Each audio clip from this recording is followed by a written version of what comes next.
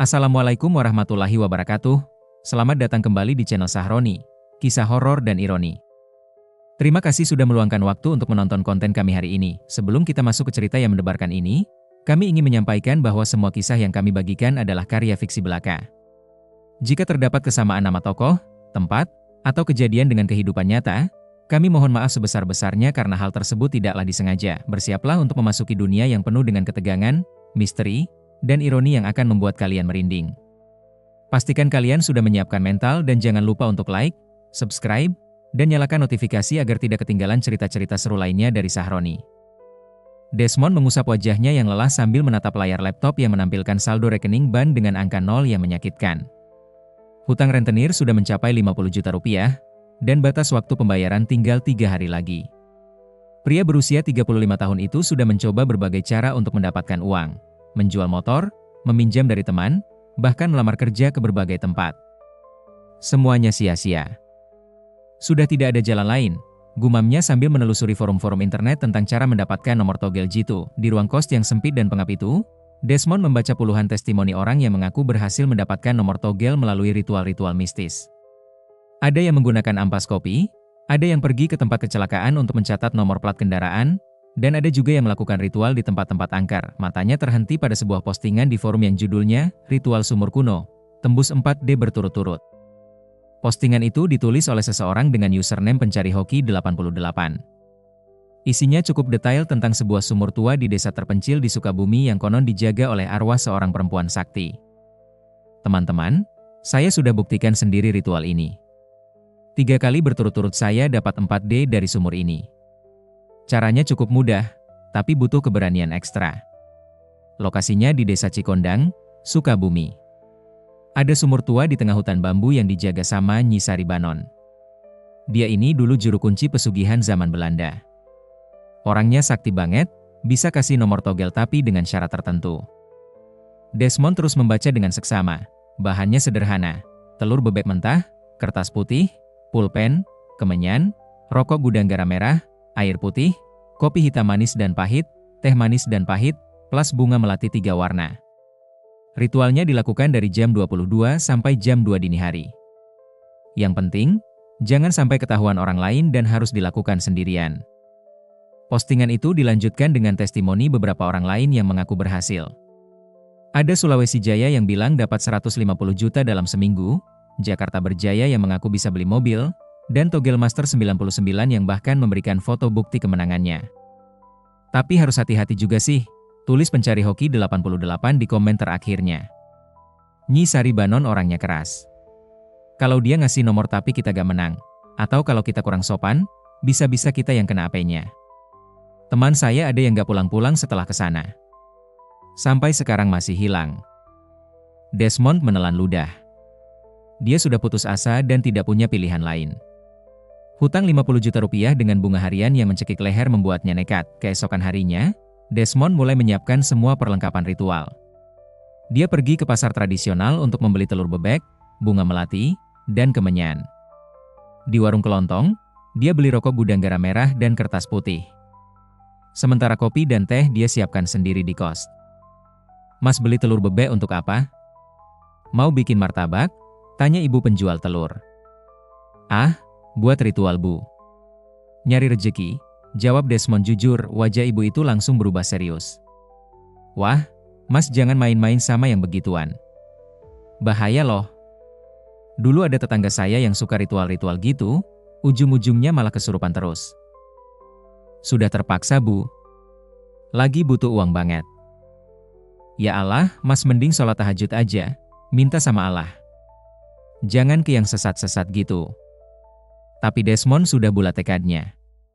Dia sudah terlalu larut dalam desperation untuk mendengarkan nasihat yang sehat. Sore harinya, dia berangkat ke Sukabumi naik kereta api. Perjalanan memakan waktu sekitar 3 jam. Sepanjang perjalanan, Desmond terus membaca ulang instruksi ritual yang dia screenshot dari forum tadi. Dia juga download peta lokasi Desa Cikondang dari Google Maps. Setibanya di Sukabumi, dia langsung naik ojek menuju Desa Cikondang. Perjalanan dari stasiun ke desa memakan waktu sekitar 1 jam melalui jalan yang berkelok-kelok dan menanjak. Pemandangan sawah dan kebun teh membentang luas di kiri kanan jalan. Mas mau kemana di Cikondang? Tanya abang ojek. Ada sumur tua gak di sana? Yang di tengah hutan bambu? Abang ojek itu mengerutkan dahi. Oh, yang di hutan belakang kampung itu ya? Wah, Mas jangan-jangan mau? Iya bang, saya mau ke sana. Ya Allah, Mas. Tempat itu angker banget. Jarang ada yang berani ke sana, apalagi malam-malam. Kata orang tua-tua sih, dulu ada Nyisari yang tinggal di sana. Orangnya sakti, tapi seram. Emang kenapa bang? Katanya si dia ini dulu juru kunci pesugihan zaman Belanda. Banyak priai Sunda yang datang ke dia minta kekayaan. Tapi syaratnya macem-macem. Ada yang harus korbanin anak, ada yang harus bunuh orang. Terus pas zaman kemerdekaan, dia dikepung sama tentara karena dituduh bantu Belanda. Dia kabur ke hutan dan bunuh diri di sumur itu.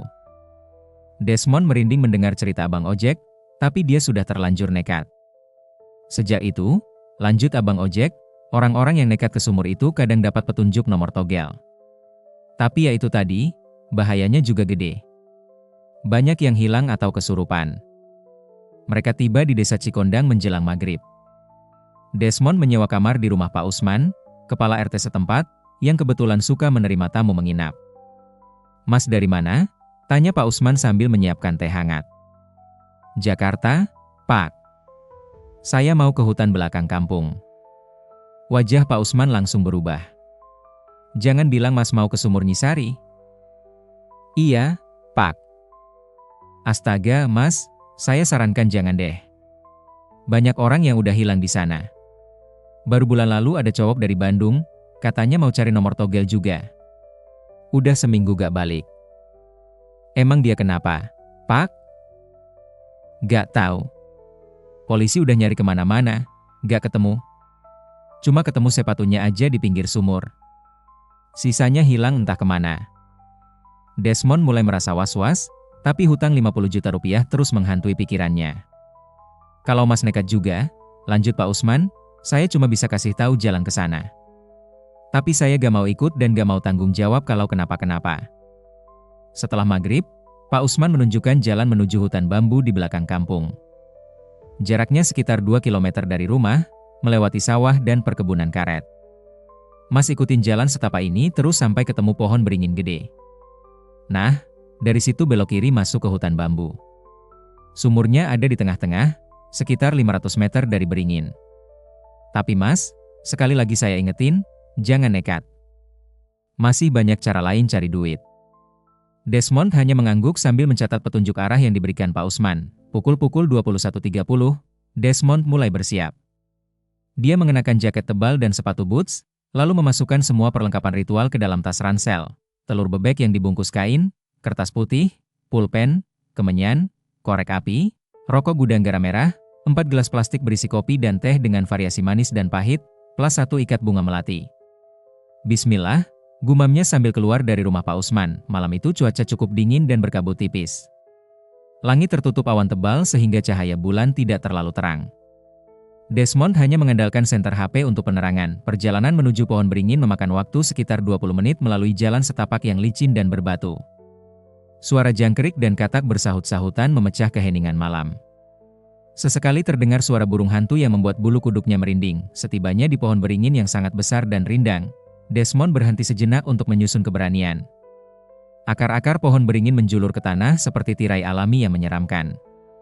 Di bawah pohon itu, dia melihat beberapa sesaji lama yang sudah busuk, bunga layu, nasi basi, dan botol-botol kosong. Ternyata banyak juga yang datang ke sini, pikirnya. Dari pohon beringin, dia belok kiri masuk ke hutan bambu sesuai petunjuk Pak Usman. Begitu masuk, suasana langsung berubah drastis. Rumpun bambu yang tinggi dan lebat menghalangi cahaya dari luar, membuat hutan terasa lebih gelap dan mencekam. Suara langkah kakinya di atas daun-daun kering yang berderak menggema di antara batang-batang bambu. Kadang terdengar suara batang bambu bergesekan tertiup angin, menciptakan bunyi seperti desahan yang menyeramkan. Setelah berjalan sekitar 15 menit, Desmond sampai di sebuah clearing kecil di tengah hutan bambu. Di situ dia melihat sebuah sumur tua yang terbuat dari batu alam dengan diameter sekitar 2 meter. Di sekitar sumur terdapat reruntuhan pondasi bangunan lama yang sudah ditumbuhi lumut dan tanaman liar. Ini dia, bisiknya sambil menyinari sumur dengan senter HP. Sumur itu terlihat sangat tua dan menyeramkan. Air di dalamnya berwarna hitam pekat, dan dari permukaan air menguar bau amis yang menyengat. Di bibir sumur terdapat ukiran-ukiran kuno yang sudah hampir terkikis oleh waktu. Desmond melirik jam di HP-nya. Pukul 22.10. Masih ada waktu 10 menit sebelum ritual dimulai. Dia menggunakan waktu itu untuk menyiapkan semua perlengkapan. Pertama, dia meletakkan 4 gelas berisi kopi dan teh di 4 penjuru sumur. Utara, selatan, timur, dan barat. Lalu dia taburi bunga melati di sekeliling bibir sumur sambil membaca doa-doa yang dia ingat. Setelah itu, dia ambil kertas putih dan mulai menulis angka 0 sampai 9, masing-masing di kertas terpisah. 10 kertas kecil itu kemudian dia gulung dan masukkan ke dalam telur bebek melalui lubang kecil yang dia buat dengan jarum. Semoga berhasil, doanya dalam hati. Tepat pukul 22, Desmond mulai menyalakan kemenyan dan menaruhnya di pinggir sumur. Asap kemenyan menguar pelan-pelan, bercampur dengan kabut tipis yang mulai turun. Dia lalu menyalakan sebatang rokok gudang garam merah tanpa menghisapnya, membiarkan rokok itu terbakar sendiri sambil ditancapkan di celah batu sumur. "Nyi Saribanon, hamba mohon petunjuk," bisiknya sambil meletakkan telur bebek yang sudah berisi gulungan kertas angka di bibir sumur. Sesuai instruksi yang dia baca di forum, Desmond harus menunggu sampai pukul 2 sambil membaca mantra yang dia hafalkan. "Nyai Danyang, kaki Danyang ingkang bahu rekso teng tanah meriki, kulo nyuwun nomor togel singpan petu besok malam. Bopo bumi bopo kuoso, kulo nyuwun nomor togel singpan petu besok malam." Dia mengulang mantra itu berulang-ulang sambil duduk bersila menghadap sumur. Sekitar pukul 23.30, suasana hutan mulai berubah aneh. Suara jangkrik dan katak yang tadi riuh tiba-tiba berhenti total. Keheningan yang mencekam menyelimuti hutan bambu. Desmond mulai merasa tidak nyaman. Udara di sekitar sumur terasa semakin dingin, dan kabut mulai mengental. Senter HP-nya juga mulai redup meski baterainya masih full. "Aneh," gumamnya sambil mengetuk-ketuk HP. Tiba-tiba terdengar suara percikan air dari dalam sumur. Desmond menyinari permukaan air dengan senter, tapi tidak ada apa-apa. Air sumur tetap hitam dan tenang. Mungkin cuma katak, pikirnya, mencoba meyakinkan diri sendiri. Tapi beberapa menit kemudian, suara percikan air terdengar lagi, kali ini lebih keras.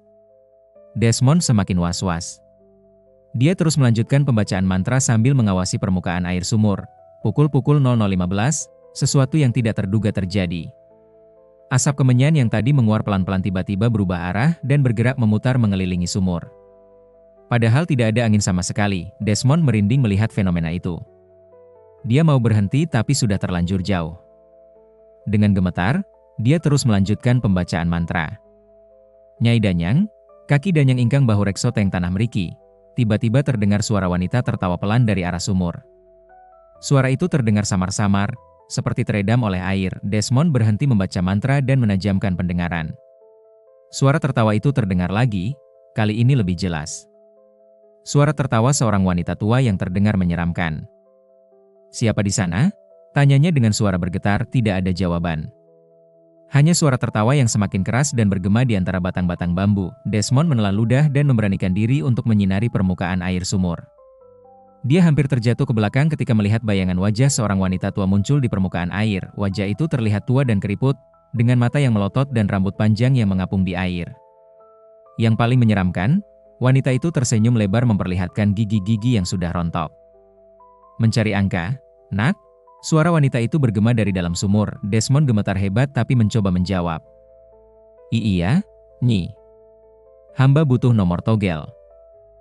"Hahaha, seperti yang lain-lain. Semua datang ke sini karena serakah. Hamba lagi terdesak, Nyi. Hutang banyak, mau ditagih rentenir." Wanita di dalam sumur itu tertawa lagi. "Kamu tahu siapa aku? Nyi Saribanon?" "Betul. Aku Nyi Saribanon, juru kunci pesugihan zaman Belanda. Sudah ratusan orang datang ke sini minta kekayaan. Tapi tidak semua bisa kuperiksa." Desmond semakin merinding mendengar suara Nyi Sari yang terdengar seperti datang dari dalam sumur yang sangat dalam. "Apa syaratnya, Nyi?"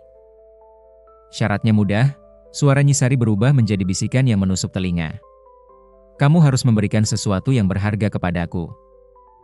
"Apa itu, Nyi?" "Hamba siap." "Nyawamu." Desmond langsung pucat pasi. Maksud Nyi bagaimana?" "Kamu masuk ke dalam sumur ini dan menemani aku selamanya. Sebagai gantinya, Aku akan kasih tahu nomor 4D yang pasti tembus untuk besok. Tapi kalau hamba masuk ke sumur, kan hamba mati? Siapa bilang? Kamu akan hidup di dalam sini bersamaku. Abadi. Tidak perlu khawatir hutang, tidak perlu khawatir uang. Tenang selamanya. Desmond mulai mundur perlahan dari bibir sumur. Dia baru sadar bahwa ini bukan ritual biasa. Ini perangkap. Bagaimana, nak? Kamu mau? Suara Nyisari semakin mendesak. Hamba pikir dulu, Nyi. Tidak bisa pikir-pikir. Sekarang atau tidak sama sekali. Tiba-tiba air dalam sumur mulai bergolak hebat. Permukaan air naik perlahan-lahan, dan dari dalam sumur mulai keluar tentakel-tentakel hitam yang menjulur ke arah Desmond. Ya Allah, teriak Desmond sambil berlari meninggalkan sumur, tapi sebelum dia bisa jauh, salah satu tentakel hitam berhasil menangkap kakinya dan menyeretnya kembali ke arah sumur. Tidak ada yang bisa pergi begitu saja setelah memanggilku, teriak Nyisari dengan suara yang menggema di seluruh hutan. Desmond berusaha melepaskan diri sambil berteriak minta tolong, tapi siapa yang akan mendengar di tengah hutan terpencil pada tengah malam? Desmond meronta-ronta berusaha melepaskan kakinya dari cengkeraman tentakel hitam yang licin dan dingin. Cengkeraman itu semakin kuat dan mulai menariknya perlahan ke arah mulut sumur. Lepaskan saya, teriaknya sambil mencakar-cakar tanah mencari pegangan. Dari dalam sumur, suara tawa Nyisari semakin keras dan menggila. Tidak ada yang bisa lepas dari cengkeramanku, nak. Kamu sudah mengganggu istirahatku, sekarang bayar konsekuensinya. Desmond teringat nasihat neneknya dulu tentang cara mengusir makhluk halus. Dengan suara bergetar, dia mulai membaca ayat kursi sekeras mungkin.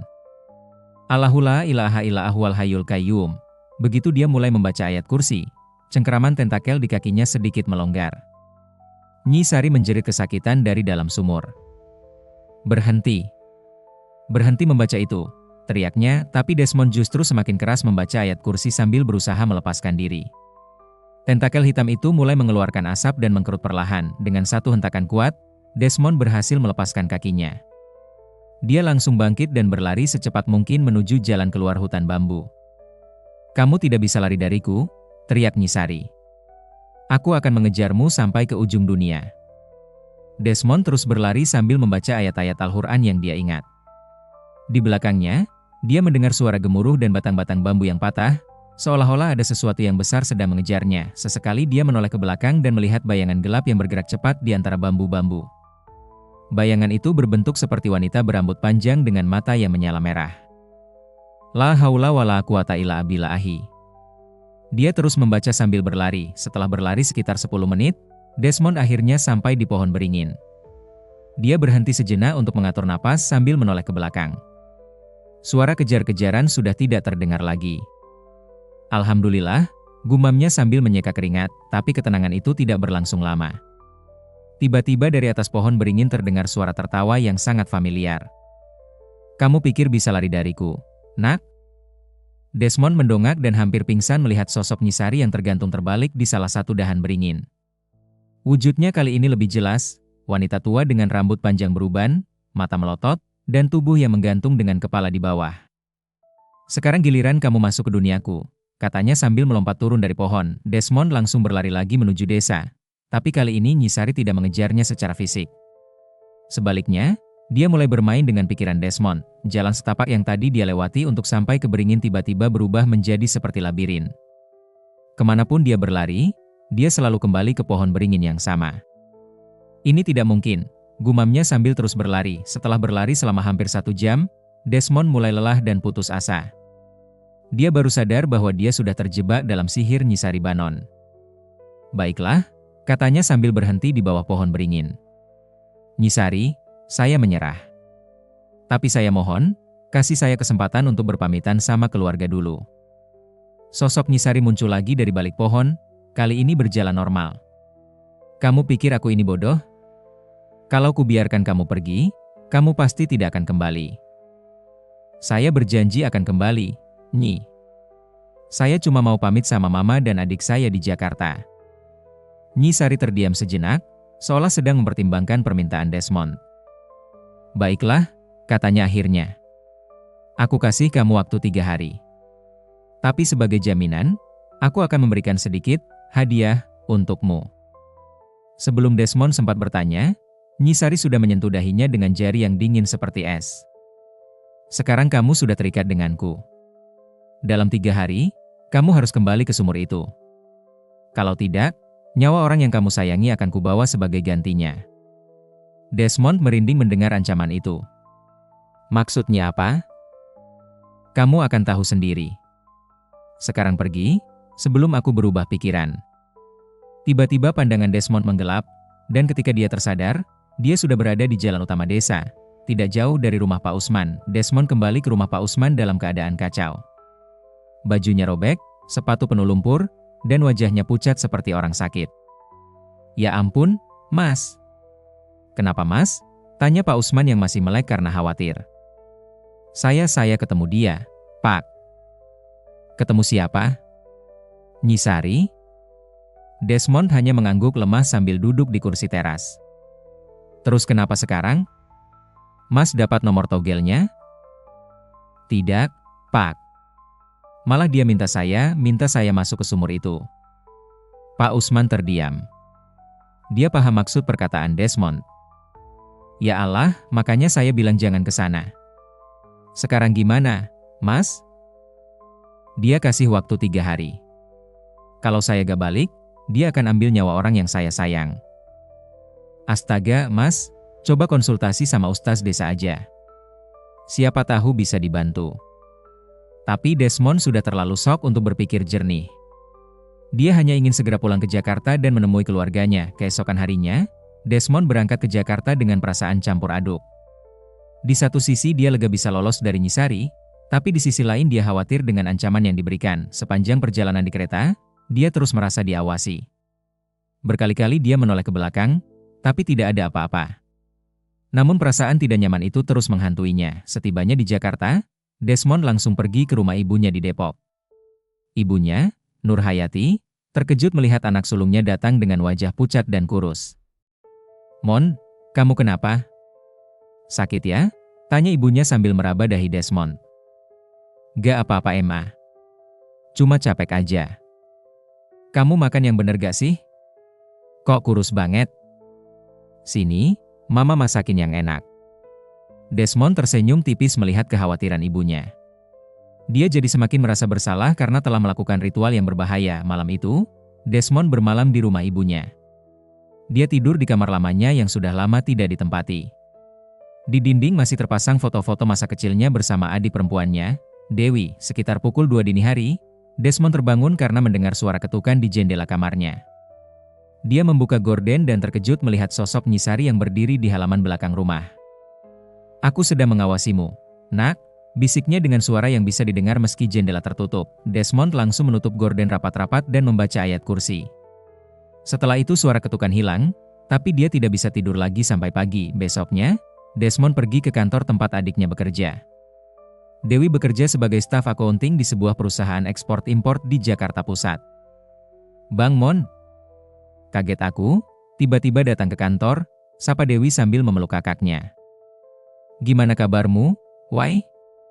Sehat kan? Alhamdulillah sehat. Tapi Bang Mon kenapa kok pucat gini? Sakit ya? Gak, cuma kurang tidur. Mereka ngobrol sambil makan siang di food court mall dekat kantor Dewi. Desmond bercerita tentang masalahnya dengan rentenir, tapi dia tidak menyebutkan soal ritual di sumur. Bang, kalau masalah hutang MAH bisa dicicil pelan-pelan. Dewi juga bisa bantu sedikit-sedikit. Jangan sampai stres gitu. Makasih Wai. Bang cuma mau bilang, apapun yang terjadi sama Bang, kamu jangan nyalahain diri sendiri ya. Dewi mengerutkan dahi. Kok ngomongnya aneh gitu? Emang kenapa Bang? Gak apa-apa. Bang cuma sayang sama kamu. Sore harinya, Desmond kembali ke kos dengan perasaan berat. Dia sudah memutuskan untuk kembali ke Sukabumi besok dan menghadapi Nyisari. Dia tidak mau keluarganya yang menanggung akibatnya, tapi malam itu, sesuatu yang mengerikan terjadi. Pukul 23.30, Desmond sedang duduk di kamar kosnya sambil menonton TV ketika HP-nya berdering. Nomor yang menelepon tidak dikenal. Halo? Bang Desmond? Suara di seberang telepon terdengar panik. Itu suara Rini, teman sekantor Dewi. Iya, saya. Ada apa, Rin? Bang, Dewi kecelakaan. Jantung Desmond langsung berdebar kencang. Kecelakaan gimana? Di mana? Dia lagi pulang kerja naik motor, terus tiba-tiba motornya nabrak truk di Jalan Sudirman. Sekarang dia lagi dirawat di RS Harapan Kita. Desmond langsung grab mobil ke rumah sakit. Sepanjang perjalanan, dia terus berdoa sambil menelepon ibunya untuk memberitahu kejadian tersebut. Setibanya di rumah sakit, dia melihat ibunya sudah menunggu di depan ruang ICU dengan mata sembab. "Ma, gimana keadaan Dewi?" Dokter bilang kepalanya terbentur keras. "Sekarang masih koma," jawab ibunya sambil menangis. Desmond merasa dunia runtuh.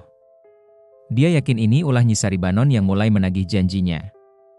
Tapi anehnya, lanjut ibunya, saksi bilang Dewi tiba-tiba aja belok ke kiri tanpa sebab, padahal jalanan lurus. Kayak ada yang narik setirnya.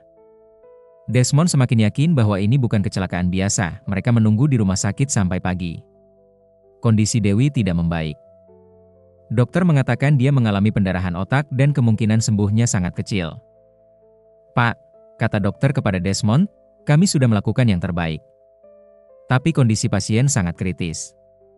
Kemungkinan untuk sadar lagi sangat tipis." Mendengar pernyataan dokter, ibunya langsung pingsan. Desmond dan beberapa kerabat yang datang segera menopangnya. Siang itu, ketika Desmond sedang duduk sendiri di taman rumah sakit, HP-nya berdering lagi. Kali ini dari nomor yang tidak dikenal. "Halo?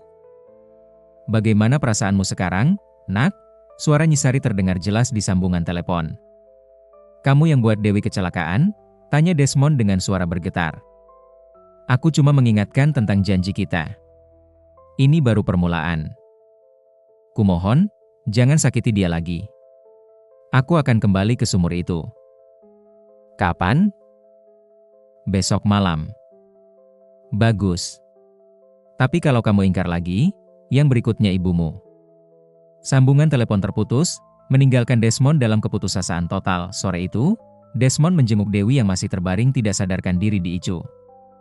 Wajahnya pucat dengan berbagai selang infus menempel di tubuhnya. "Maafin Bang, why?" bisiknya sambil memegang tangan adiknya yang dingin. "Bang yang buat kamu jadi gini." Dewi tidak memberikan respon apa-apa. Hanya suara mesin-mesin medis yang terus berbunyi monoton. Malam itu, Desmond pamit dengan ibunya. "Mama, Bang harus pergi keluar kota lagi. Ada urusan penting." "Sekarang? Dewi lagi kritis gini." "Justru karena itu Bang harus pergi, Ma. Bang janji akan beres semua masalah ini." Ibunya memeluk Desmond erat-erat. "Mon, Mama khawatir sama kamu. Kamu tuh akhir-akhir ini aneh banget. Doain Bang aja, Ma. Apapun yang terjadi, ingat ya Ma, Bang sayang banget sama Mama dan Dewi." Keesokan malamnya, Desmond kembali ke Sukabumi dengan hati yang sudah mati rasa. Dia sudah menerima nasibnya dan berharap dengan menyerahkan diri, Dewi bisa sembuh dan keluarganya aman. Pak Usman terkejut melihat Desmond datang lagi. "Mas, kok balik lagi?" "Bukannya kemarin udah? Saya harus balik, Pak. Ada janji yang harus ditepati." "Mas, jangan nekat. Coba hubungi Ustaz dulu, siapa tahu ada cara lain." "Udah terlambat, Pak. Adik saya udah jadi korban gara-gara saya." Pak Usman tidak bisa berkata apa-apa lagi. Dia hanya bisa mendoakan keselamatan Desmond. Malam itu, Desmond berjalan menuju hutan bambu dengan langkah yang pasrah. Kali ini dia tidak membawa perlengkapan ritual apa-apa. Dia hanya mengenakan pakaian putih dan membawa tasbih peninggalan almarhum ayahnya. Perjalanan menuju sumur terasa lebih cepat dari sebelumnya. Seperti ada kekuatan yang menariknya untuk segera sampai di tempat tujuan. Setibanya di clearing tempat sumur berada, Desmond melihat suasana yang berbeda. Sumur itu sekarang dikelilingi oleh puluhan lilin yang menyala, dan di sekelilingnya terdapat berbagai sesaji, bunga, makanan, dan kemenyan yang mengepul. "Selamat datang kembali, anak manusia," suara Nyisari bergema dari dalam sumur. Desmond duduk bersila di depan sumur. "Saya sudah datang sesuai janji. Sekarang sembuhkan adik saya." "Sabar dulu. Kita harus menyelesaikan ritual yang tertunda kemarin." Air dalam sumur mulai bergolak, dan sosok Nyisari perlahan muncul ke permukaan. Kali ini wujudnya lebih jelas. Wanita tua dengan rambut panjang basah, mata merah membara, dan kulit yang pucat kebiruan. "Kamu tahu mengapa aku memilih tempat ini?" tanyanya. "Tidak. Sumur ini adalah gerbang antara dunia manusia dan alam gaib. Sudah ratusan tahun aku menjaganya. Dan sudah puluhan orang yang menjadi korbanku." Nyi Sari mulai keluar dari sumur. Tubuhnya basah kuyup dan mengeluarkan bau amis seperti ikan busuk. "Mereka semua datang sepertimu.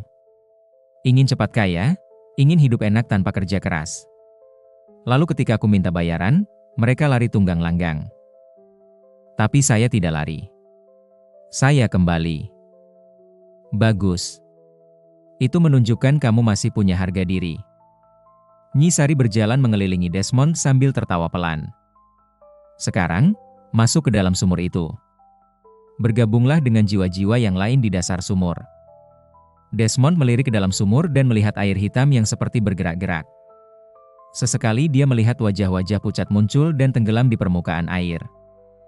"Itu siapa?" tanyanya. "Mereka yang sudah menjadi bagian dari koleksiku. Semuanya pernah sepertimu, datang meminta kekayaan, lalu tidak bisa membayar harganya." Desmond menelan ludah. "Kalau saya masuk, adik saya akan sembuh?" "Tentu saja. Aku selalu menepati janji." Dengan langkah yang berat, Desmond bangkit dan berjalan menuju bibir sumur. Dia melirik ke dalam dan melihat kedalaman yang seperti tidak berujung. "Bismillah," gumamnya sambil bersiap untuk melompat, tapi sebelum dia melompat, tiba-tiba terdengar suara adzan subuh dari arah desa. "Allahu Akbar, Allahu Akbar." Begitu mendengar suara adzan, Nyi Sari langsung menjerit kesakitan dan mundur dari sumur. "Tidak. Jangan dengarkan itu. Lanjutkan." Tapi Desmond malah tersentak sadar. Suara adzan itu mengingatkannya pada ajaran agama yang selama ini dia abaikan. "Tidak," katanya dengan suara pelan tapi tegas. "Saya tidak akan bunuh diri." "Apa? Kamu sudah berjanji. Bunuh diri itu dosa besar. Saya tidak akan melakukannya meskipun harus menanggung akibatnya." Nyi Sari mengamuk dan mengeluarkan aura gelap yang mencekam. "Kalau begitu, bersiaplah kehilangan semua orang yang kamu sayangi." Nyi Sari mulai mengeluarkan kekuatan penuhnya. Angin kencang bertiup di sekitar sumur, dan batang-batang bambu mulai patah dan berterbangan. Langit yang tadi cerah tiba-tiba mendung dan petir menyambar-nyambar. "Kamu tidak bisa melawan takdirmu," teriaknya sambil mengeluarkan tentakel-tentakel hitam dari tubuhnya. Desmond mundur sambil terus membaca ayat-ayat Al-Quran yang dia ingat. Setiap kali dia membaca ayat, tentakel-tentakel itu mundur sedikit. "Qul huwa Allahu ahad, Allahu es-syamad." "Berhenti. Berhenti membaca itu." Tapi Desmond justru semakin keras membaca. Dia ingat pesan guru ngajinya dulu bahwa Al-Quran adalah perlindungan terbaik dari gangguan makhluk halus. Pertarungan sengit antara Desmond dan Nyi Sari berlangsung selama hampir 1 jam. Nyi Sari mengeluarkan berbagai ilmu hitamnya, mendatangkan bayangan-bayangan menakutkan, mengeluarkan suara-suara yang memekakan telinga, dan mencoba menguasai pikiran Desmond. Tapi Desmond terus bertahan dengan membaca ayat-ayat Al-Quran dan berdoa meminta perlindungan Allah. Ketika suara adzan sudah selesai dan matahari mulai muncul di ufuk timur, kekuatan Nyi Sari mulai melemah. Makhluk halus memang lebih lemah di siang hari. "Ini belum berakhir," teriaknya sambil mundur ke dalam sumur. "Aku akan terus menghantuimu sampai kamu menyerah." Setelah Nyi Sari menghilang, Desmond langsung berlari meninggalkan hutan bambu.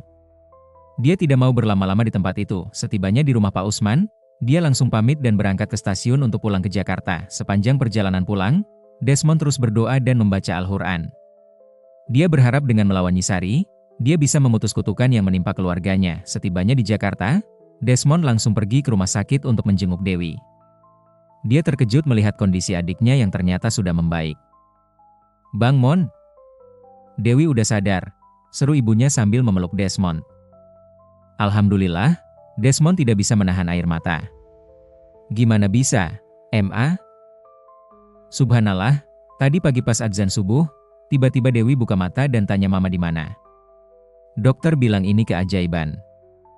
Desmond masuk ruang rawat dan melihat Dewi sudah duduk sambil makan bubur. "Bang Mon, di mana aja?" Dewi nyari kemana-mana, sapa Dewi dengan suara yang masih lemah.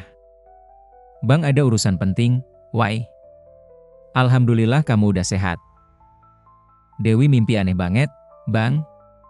Mimpi ketemu nenek-nenek tua yang nyuruh Dewi ikut dia. Tapi tiba-tiba ada suara adzan, terus nenek itu kabur. Desmond merinding mendengar cerita Dewi. Ternyata benar bahwa Nyisari sudah mulai mengincar adiknya. Udah, gak usah dipikirin. Yang penting kamu sehat. Beberapa hari kemudian, Dewi sudah boleh pulang dari rumah sakit. Dokter mengatakan pemulihannya sangat luar biasa. Bahkan scanning otak terakhir menunjukkan tidak ada kerusakan sama sekali. Desmond bersyukur bahwa keluarganya selamat. Tapi dia tahu bahwa ancaman Nyisari belum berakhir. Benar saja, mulai hari itu Desmond sering mengalami gangguan halus. Di kos, dia sering mendengar suara ketukan di tengah malam, barang-barang di kamarnya sering pindah sendiri, dan dia sering mimpi buruk tentang sumur dan Nyisari, tapi Desmond tidak menyerah. Dia mulai rajin sholat 5 waktu, rutin membaca Al-Quran, dan sering ikut pengajian di masjid dekat kos. Perlahan tapi pasti, gangguan halus itu mulai berkurang. Desmond juga mulai menemukan jalan keluar dari masalah hutangnya. Dia mendapat pekerjaan baru sebagai salesman dengan gaji yang lumayan, dan berhasil merundingkan sistem cicilan dengan rentenir. 6 bulan kemudian, kehidupan Desmond sudah mulai membaik. Hutangnya sudah lunas setengah, hubungannya dengan keluarga semakin erat, dan dia sudah tidak pernah lagi diganggu oleh Nyisari. Suatu hari, dia bertemu dengan pencari hoki 88, orang yang dulu menulis testimonial tentang ritual sumur Nyisari di forum internet. Ternyata orang itu adalah Bambang, seorang driver ojek online yang tinggal tidak jauh dari kosnya. Mas, testimonial Mas di forum itu bohong ya? Tanya Desmond ketika mereka bertemu di warung kopi. Bambang tertawa getir. Iya, Mas. Saya bohong. Saya kan gak pernah ke Sukabumi. Saya cuma copy paste dari forum lain, terus saya edit dikit. Terus kenapa Mas bikin postingan bohong gitu? Saya dikasih duit sama orang untuk bikin postingan-postingan palsu di forum Togel. Tugasnya bikin orang-orang percaya sama ritual-ritual aneh biar mereka ke tempat-tempat angker. Desmond terdiam. Ternyata dia sudah menjadi korban penipuan online yang berujung pada petualangan mengerikan. Tapi Mas, lanjut Bambang, saya dengar ada beberapa orang yang beneran hilang gara-gara postingan saya. Saya jadi ngerasa bersalah banget. Memang ada Mas. Saya hampir jadi korban juga. Ya Allah, maafin saya ya Mas. Saya udah gak bikin postingan bohong lagi. Saya sekarang lebih memilih kerja jujur jadi driver ojek. Desmond menepuk pundak Bambang. Yang penting Mas sekarang udah sadar. Saya juga udah memaafkan Mas. Sejak itu, Desmond menjadi lebih hati-hati dengan informasi di internet. Dia juga aktif mengedukasi orang-orang di sekitarnya tentang bahaya mencari jalan pintas untuk mendapatkan kekayaan. Epilog, angka terakhir yang sebenarnya 2 tahun kemudian, Desmond sudah berhasil melunasi semua hutangnya dan memiliki usaha kecil warung nasi uduk yang cukup laris. Dia juga sudah menikah dengan seorang guru ngaji yang ditemuinya di masjid. Suatu malam, ketika dia sedang menutup warung, datang seorang pemuda yang terlihat frustasi dan putus asa. Mas, saya mau tanya. Katanya Mas dulu pernah ke sumur Nyisari di Sukabumi? Desmond terdiam sejenak. Kenapa Mas tanya? Saya lagi butuh duit banget, Mas. Hutang sama rentenir udah gak bisa bayar. Saya mau coba ritual itu. Desmond duduk di sebelah pemuda itu. Mas, saya mau cerita pengalaman saya dulu. Desmond lalu menceritakan seluruh pengalamannya dengan detail, termasuk bagaimana dia hampir kehilangan nyawa dan bagaimana adiknya menjadi korban. Yang namanya jalan pintas itu gak ada, Mas, kata Desmond di akhir ceritanya.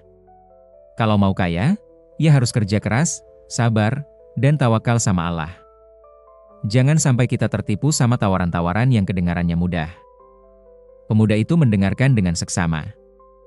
Air matanya mengalir ketika mendengar bagaimana Dewi hampir meninggal gara-gara ulah kakaknya. Terus sekarang gimana Mas? Hutang Mas gimana? Alhamdulillah udah lunas semua. Saya cicil pelan-pelan sambil kerja keras. Memang gak instan, tapi hati jadi tenang.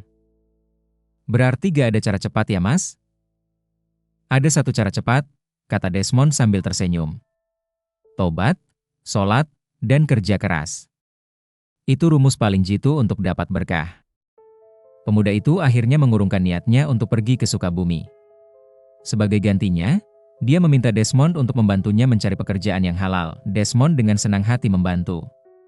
Dia mencarikan pemuda itu pekerjaan sebagai karyawan di warung temannya, dan secara perlahan pemuda itu bisa melunasi hutangnya. Kisah Desmond menjadi pelajaran berharga bahwa tidak ada jalan pintas untuk meraih kesuksesan.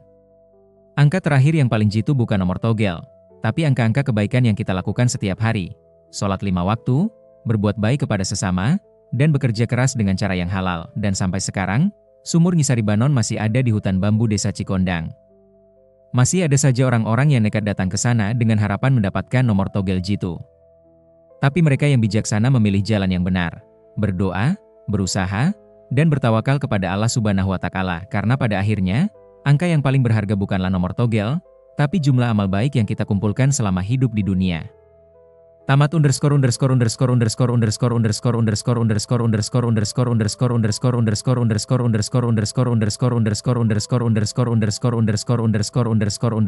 ___________________________________________________________________________________________________________________ ini adalah karya fiksi yang mengangkat realitas praktik pencarian nomor togel dan kepercayaan mistis di Indonesia. Semua lokasi, nama, dan kejadian adalah fiktif. Cerita ini dimaksudkan sebagai pelajaran moral bahwa tidak ada jalan pintas untuk meraih kesuksesan, dan praktik-praktik mistis untuk mencari kekayaan justru dapat membahayakan diri sendiri dan keluarga. Terima kasih yang sebesar-besarnya sudah setia mendengarkan kisah sampai selesai. Kehadiran kalian adalah motivasi terbesar bagi kami untuk terus menghadirkan cerita-cerita horor yang tidak hanya menegangkan, tapi juga penuh dengan ironi kehidupan yang menggugah pikiran. Jangan lupa untuk subscribe dan aktifkan notifikasi agar kalian tidak melewatkan kisah-kisah berikutnya yang pastinya akan membawa kalian masuk lebih dalam ke dunia misteri dan keanehan yang menggelitik rasa penasaran. Sampai jumpa kembali di cerita selanjutnya.